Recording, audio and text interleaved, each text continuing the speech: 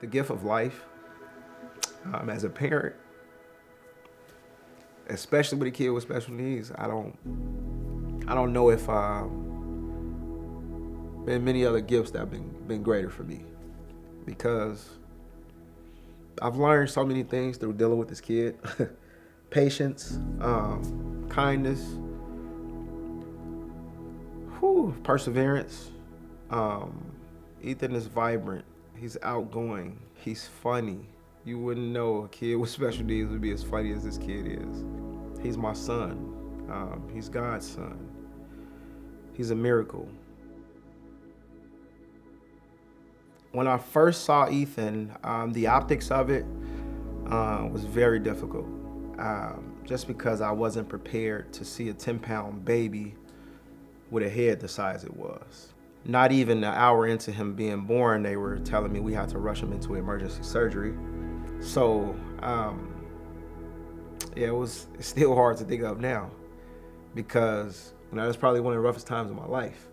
My wife and I, we prayed, we cried. It was gut-wrenching.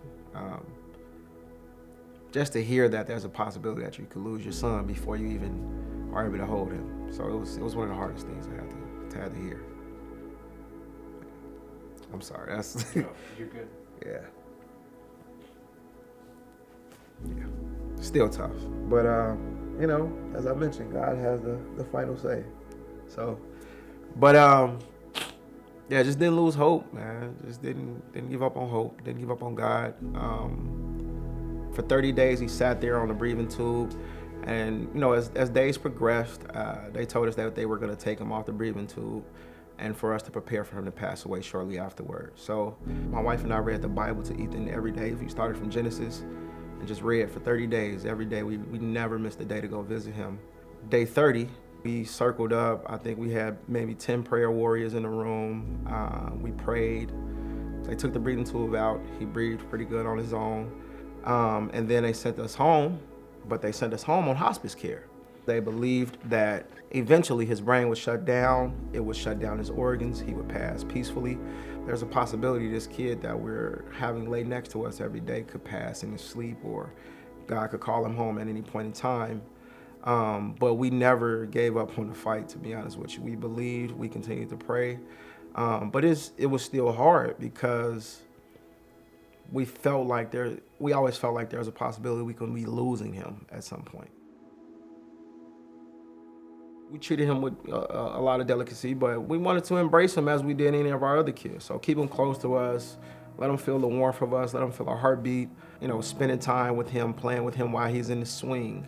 Talk to him, sang to him, and I cannot sing, but I did all I could to make him feel like, he was my other kid. So, and we just embraced the idea of doing everything as a family. We started taking them to family functions, gatherings, things of that nature. So we're gonna all travel this journey together. I just embraced the idea that, you're not going anywhere. And we started believing, the things we say, our words have power. So we spoke life. As time went on, God continued to allow him time with us. I think that the optics bothered us early on, because your kid gets looked at like an object sometimes by people who don't fully understand what being born with an abnormality would look like. And even for us, that was an adjustment, because we had at the time 2 healthy kids. We didn't have to deal with those things, but the anger started to set in. Like, we'd be out in public in a grocery store or something, and you catch people staring at your kids in this awkward form, and you want to say, stop looking at my kid like that.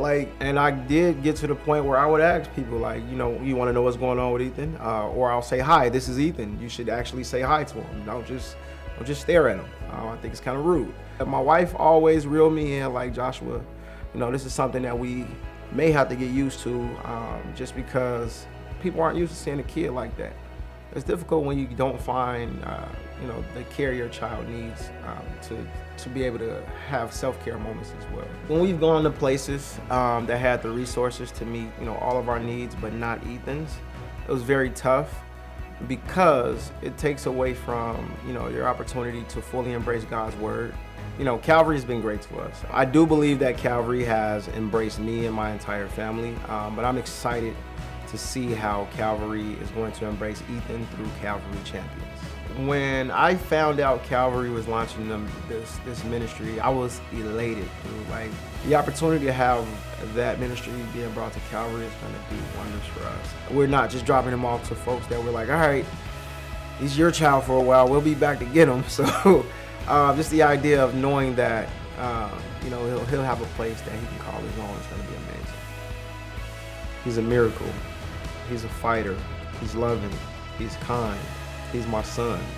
He's God's son. He's a champion.